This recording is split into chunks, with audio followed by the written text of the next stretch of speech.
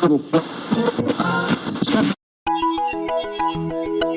the Family and Community Outreach Center at OCALI, this is From My Perspective, our Inspiring Change podcast series focused on amplifying the voices and lived experiences of people with disabilities and their families through stories that inform, challenge, and inspire.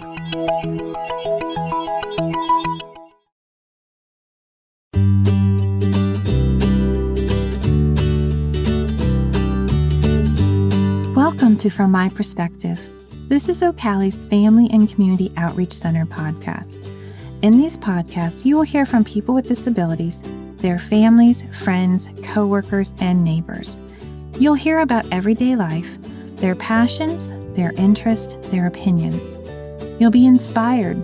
You might laugh or cry. But most importantly, you will better understand what life is like from our perspective. I am your host, Jen Bavery, Program Director of the OCALI Family and Community Outreach Center. Joining me for this episode is Katwai, a mother of a 9-year-old son on the autism spectrum. Katwai shares her journey as a parent and advocate for her son and how this journey took many paths in finding the diagnosis, the services, programs, and resources to best support her son with living his best life. One where he is welcomed, he is heard, he is accepted, and he is loved. Over the years, many factors and experiences influenced this journey.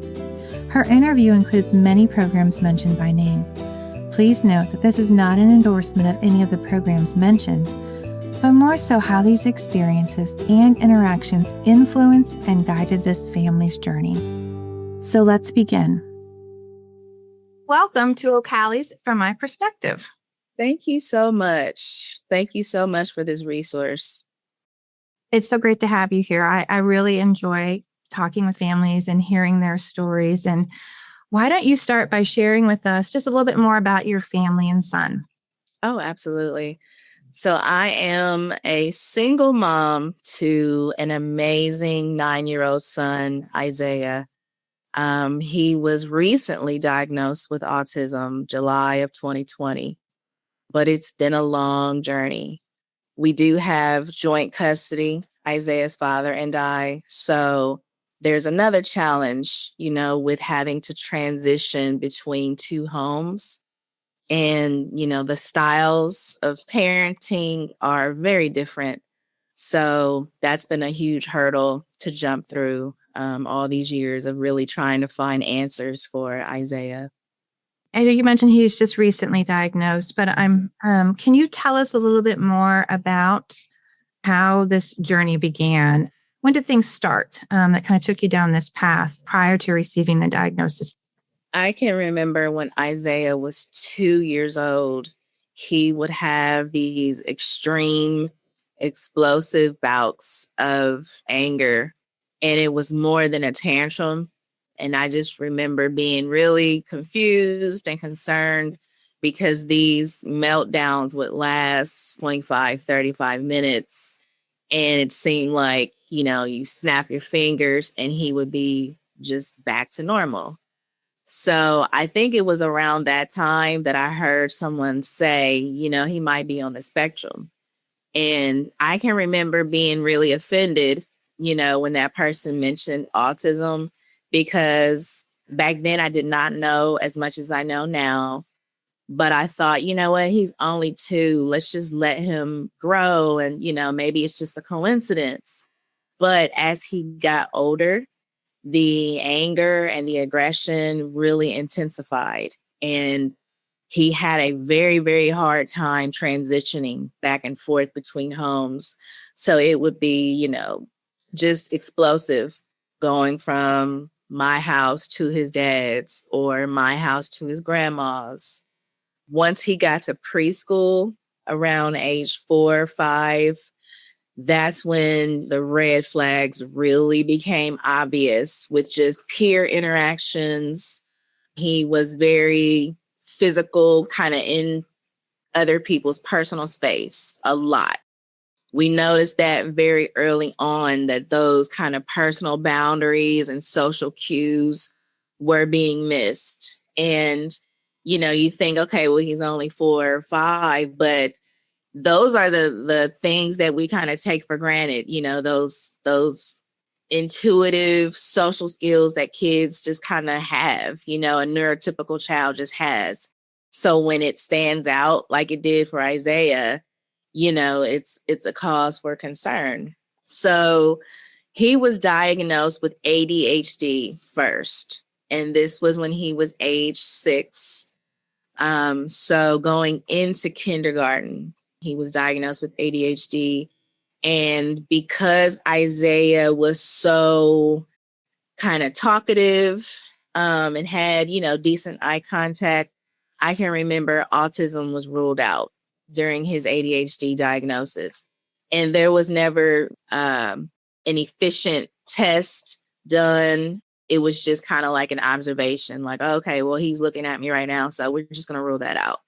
So at 6, I thought he just had primarily behavioral problems associated with ADHD. He was super hyper, still having the meltdowns that lasted anywhere from 30 to 45 minutes. As he got older, moving to kindergarten, now he's in a huge school with, 25 other kids. And the problems, they continued. There was a lot of aggression, just a lot of, he wanted things a certain way in class. They would take pictures in the classroom. He wanted to stand in the same spot every single picture. And if he didn't get to stand there, there was this explosive reaction. So I requested a multi-factor evaluation, probably the second month of kindergarten. And, that was my first experience with the school district. So this was my first ride, with having to request services and trying to figure out what is his category. And again, during the MFE, autism was highly likely based on the scoring that I did, his father did, and his kindergarten teacher did. It was ruled highly likely. However, the district ruled it out again because of his, verbal skills and eye contact. So his special education category was emotional disturbance. And I can remember having such a hard time with that because it just sounds so negative. But at the time, there really was no other category to give him so that he could receive the services and accommodations that he needed in class. I thought, well, there's the magic pill, we've got the answers, but we didn't. The behaviors continued, the aggression continued. And I had a genetic test done for him to figure out which ADHD medication would he respond the best to. I really tried to give him time without medicine to see if just some of the behavioral supports and intervention strategies would stick, and maybe that was it. But the doctor kind of made me comfortable with the idea of introducing this medication for him. So after the genetic test, I put him on medication and his behavior did start to improve, but there were still issues with, his fine motor development, a lot of sensory issues. He was certain fabrics he couldn't wear, jeans, buttons. He would have just extreme reactions, so there were still these like outliers that really couldn't be categorized under ADHD to me. So this is when I started to feel like, I think there's something else going on. But I think having a co-parenting relationship with someone that doesn't really see the needs and the concerns like I do, that kind of prolonged getting more answers. Let me go back, kindergarten, the summer of kindergarten. This is so fun for me because I'm like, I'm going to put him in all kinds of summer camps. It's going to be so cool to see what he loves and he's going to meet new kids. I think I picked 5 camps just for him to explore so we could see what he really, really liked. And there were problems out of all 5. So I had to scramble to figure out, okay, where are we going to go? Who's going to have space right now? And I ended up calling Hogland. And I knew to do that because Isaiah's cousin, who's about 25 now, he has Asperger's. And I know, we don't even use that terminology anymore, but back when he was Isaiah's age, that's what he was diagnosed with. So he went to Hogland and just really excelled once he got to that school. So I called to see maybe they have a summer program. And, I talked to someone. He let me know, the summer options were really just for the kids that were already enrolled. But he educated me on, those MFEs that are done in the district and how sometimes the autism category may not come, but that doesn't mean the autism isn't there. He told me about, the Franklin County Board of Developmental Disabilities. So he really just kind of opened my eyes up to all of these different resources that Isaiah was eligible for, even with an ADHD diagnosis. So after I spoke with Hogland, that's when I learned about Bridgeway. And I learned about, all these other programs and organizations that really advocate for children that have special needs. I put Isaiah on the waiting list at Bridgeway Academy. This was 2017-ish. Let's see, from there, we go into first grade. As I said, as Isaiah gets older, the aggression intensifies and, the verbal aggression was getting a little more mature and just, really inappropriate, honestly. And I remember telling the district, I think he needs more of a specialized school. Knowing what I know now, there's a process. You can't just jump from A to Z. The district has to really exhaust all the possibilities before there's a placement like that. So our next option was to put Isaiah in a behavior learning center. So he would still be in the gen ed classroom, but whenever he needed that supported intervention, there was another room or a few rooms that he could go to for sensory needs, breaks, anything that he needed to kind of calm himself down after an escalation. That's what was built into the school. So we tried that. The anxiety really started to become obvious. A lot of disruptions in class, which led to redirection, which led to escalation. So now he's being secluded. He's being restrained on a daily basis. And after first grade is done, that summer, going into second grade, we really didn't have any options for him. He did do a few days a week at We Rock the Spectrum. But what I noticed at that point was the kids that he was kind of grouped with, they were higher on the needs level than Isaiah was. So there was that kind of imbalance. And, I'm new to the world. I didn't really know how to articulate what I was observing. Isaiah doesn't understand, so we're just trial and error at this point. We go into second grade and we made the mistake of taking Isaiah off of his ADHD medicine the summer before second grade. And when he got to second grade, it was just chaos. Day 10 of second grade, the district said, we're going to have to give you an alternative placement. They couldn't handle him. And, they're worried about the safety of the other kids, because again, the aggression with staff and peers was just at an all-time high. And of course, as a mother, I'm devastated because I don't want my child to feel ostracized. And he felt like I'm a bad kid. That's kind of how he internalized all the school changes and, having to be pulled out of the class. And he just felt like he was different. He's on medicine, so there's all these negative messages that he's internalizing. So that was the toughest part to watch. He was placed at St. Vincent. And, nothing against that program at all. But I knew in my heart that that was not the place for him. Most of the staff and administrators, they thought Isaiah just had a behavioral problem.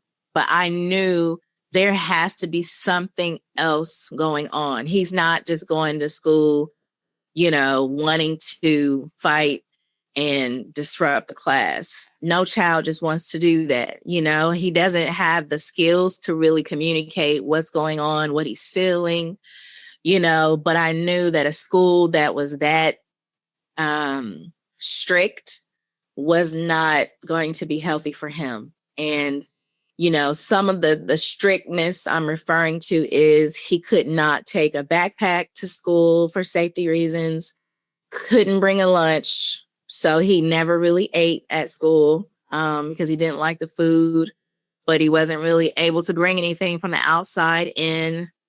He still had major behavioral issues.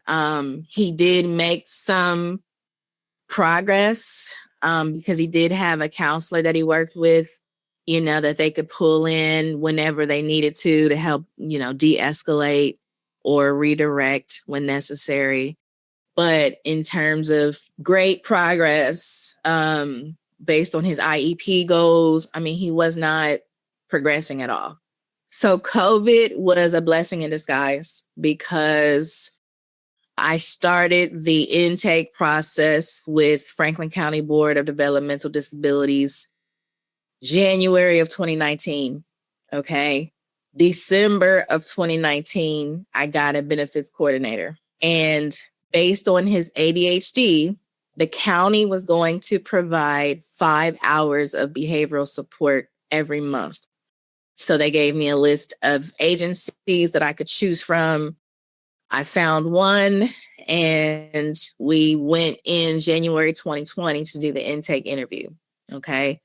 COVID hadn't quite started yet, but we go in and we're doing this intake interview. It's about an hour long and it's just Isaiah and myself, and she's asking us questions, and the office has, several therapy dogs just running around. And I noticed how Isaiah's demeanor just changed. He was so calm, and the dogs really just made him feel so comfortable in that moment. And I asked, how do I get him a therapy dog? And the lady that's interviewing us, she said, well, honestly, after my observation here and, after some of the things that you've shared with me, she said, I really think he might be on the spectrum. And I wanted to cry not because I was, upset or sad, because I was validated in that moment. I knew there was something else. I thought it could be autism, but I didn't have the support from other family to be able to really pursue this. So when she said that, it was such a blessing. COVID is around the corner at this point, but I was able to get, all of the components of this psychological evaluation done prior to, the lockdown. And it took a while because of COVID to finally get the evaluation report. So that's why January to July, that's a long time to wait. But finally, I got the diagnosis of autism spectrum disorder. And there were areas that I didn't even know he was kind of challenged in. Here I am thinking, okay, yeah, he's going to be high functioning. I know it's autism, but he's high functioning. And there were areas where actually he wasn't, so it was such an eye opener and a learning experience to see exactly how he is affected and how much the spectrum, how wide it is, the fine motor to social skills to cognitive processing. It's just a large gamut of things that are considered, when making this diagnosis. So that was a blessing. Now, I told you back in 2017-ish, I put Isaiah on the waiting list for Bridgeway. when I got this diagnosis, the first thing I did was I called Bridgeway and I said, hey, I just want to update you on Isaiah's diagnosis. He's been on the waiting list for a couple years now. And I let him know, he's on the spectrum. And the admissions person that I worked with, she said, what grade is he going into? I said, he's going into third. And she said, well, wait a minute. I just got confirmation. We've got room in our third grade class. And I'm like, are you kidding me? And she said, yeah. She said, so let me go ahead and schedule, a virtual tour with you. Because of COVID, we can't do all the in-person stuff. So I do the tour over Zoom, and I talk to the directors. And within a few days, they offered Isaiah enrollment. Yeah. And it's just like divine intervention. And, with COVID, he's still enrolled at St. Vincent at this point. Okay. Now, St. Vincent's program is not designed for children that are on the spectrum. So receiving that diagnosis meant, okay, he's going to have to be placed somewhere else, first of all. Second of all, St. Vincent was never a long-term placement anyway. Kids go there 6 to 12 months, and then they return to their home school. Because of just the chaos and just not really knowing what was what during this time, principal said, you've got two options. You can waive Isaiah's IEP so that he can come back to St. Vincent. The other option was you can go back to the district. You can ask them for another placement. So I did that. I went to the district. I said, hey, he's had this full evaluation. He's got a new diagnosis. Can we just place him at Bridgeway? No, we can't. Because at this point, he's due for his 3-year renewal anyway. So they wanted to do, another evaluation to really determine if autism was the correct category. They have, similar to the Behavior Learning Center that we already experienced, this center would cater to the kids that were on the spectrum. So he would be in gen ed.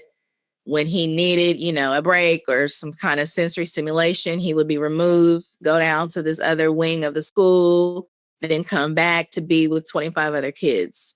And I said, no, I don't want to do that. We've already gone down that road. It did not work.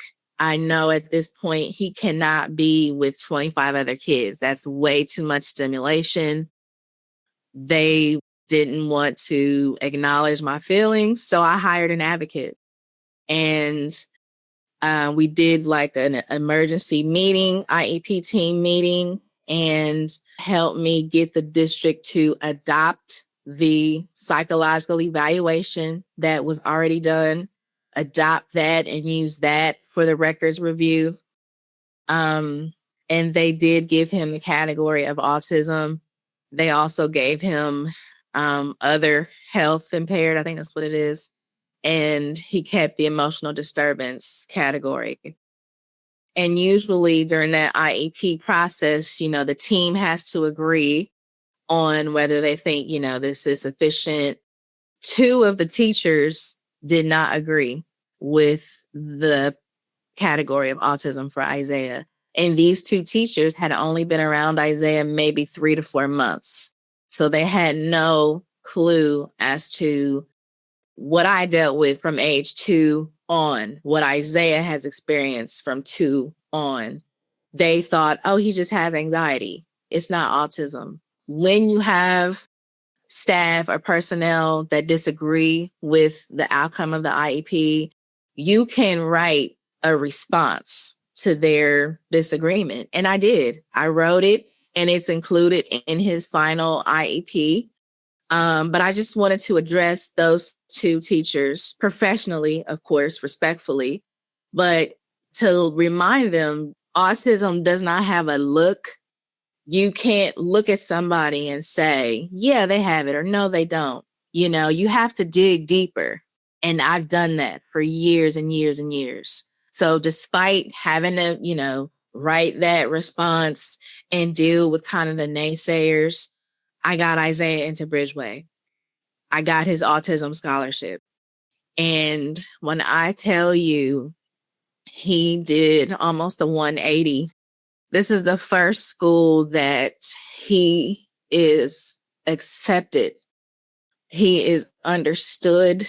They are patient with him.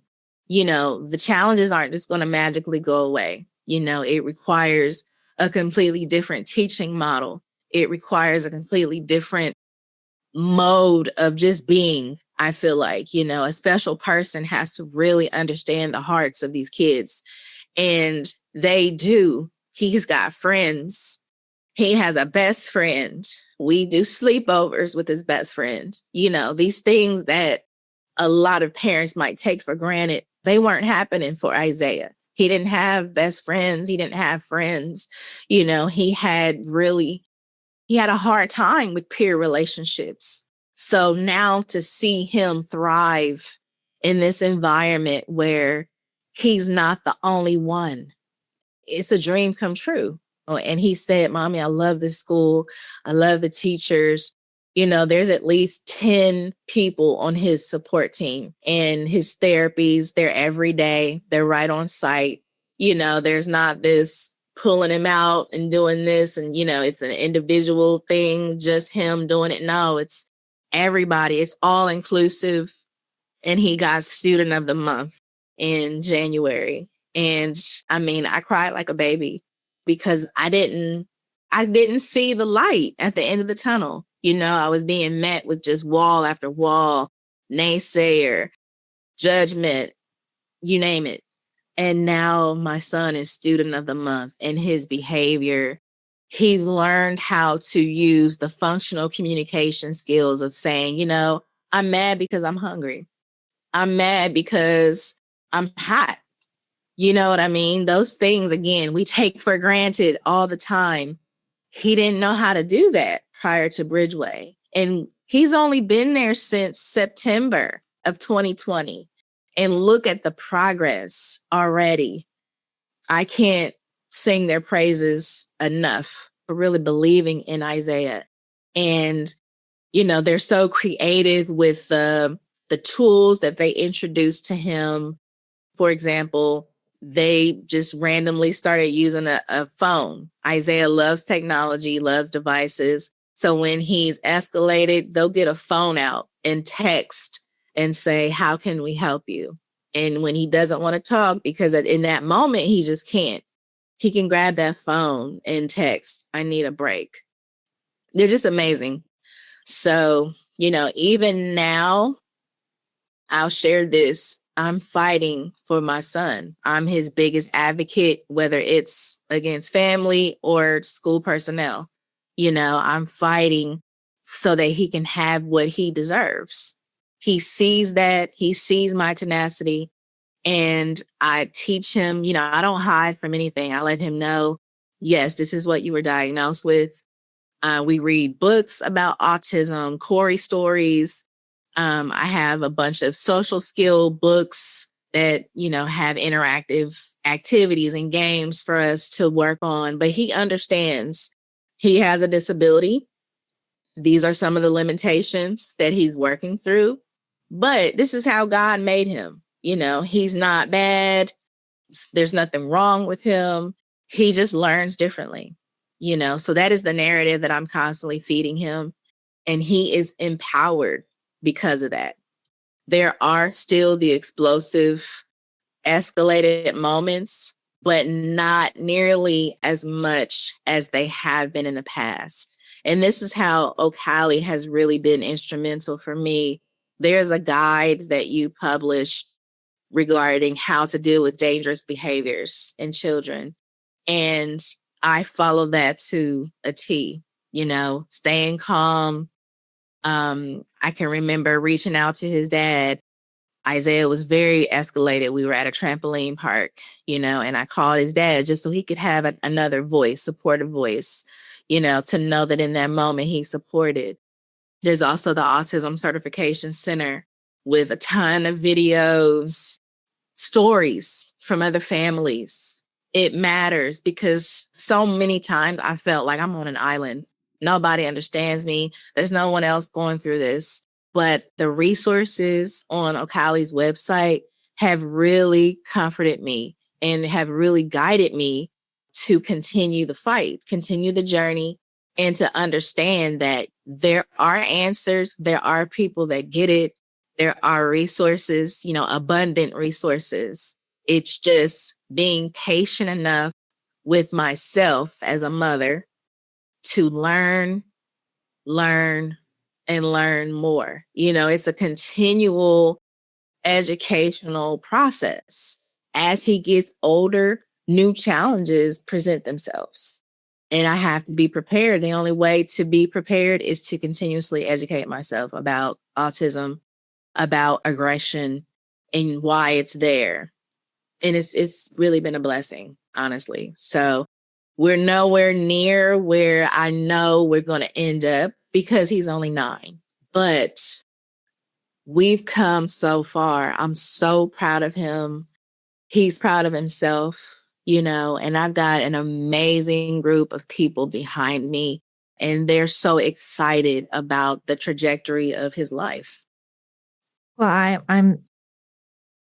I'm tearing up just listening to how much where he is now and where he was before, and just, being in a place now where he's understood, being in a place now where he feels accepted, being in a place now where people are really, they're really looking at him. And, but what you have gone through, I know is really going to help others in their experiences they're going through, and understanding that they're not alone. And I really appreciate the fact that, that you've been able to access resources. And I know that the ones you mentioned from OCALI are ones that we definitely were designed to help support families and making sure that they have things that they can access and learn, and things that they can access and use with others. So based on your experience, what are things that you would want to make sure that they're thinking about, or just words of encouragement, especially in those low moments? Absolutely. I would definitely say, don't blame yourself. You didn't do anything wrong. You're not doing anything wrong. As long as you are fighting and keeping your child's needs at the forefront of what you do, you can never do anything wrong. For so long, I've heard blame, it's your fault that he's acting this way, or maybe you're not parenting him right, or, so much. Really work hard to negate everything that you're hearing. Follow your heart. I knew something else was going on with my son. As a mother, you have that instinct. Your gut is there for a reason. When you have that gut feeling that, you need to do a little bit more research, get a second opinion, go with that. That is going to save your life. That is going to save your child's life. Listen to your child. So I found that when playing with him, he opens up and he communicates a lot, when he's playing his game. So use those little moments to just kind of get to know your child, and they'll tell you what they need in their own way. That's beautiful. Beautiful. Thank you again for joining me and sharing this story. It's a very powerful one, and one I know that will benefit many in hearing this path that you have been on. Is there any other final thoughts or comments that you'd like to share? I just want to thank my church, Vista Community Church, for loving us. Thank you, OCALI, for everything that you produce. And thank you, Isaiah, for choosing me to be your mom. That is the perfect way to end this. Thank you again. Thank you so much. So glad we could do this. Me too.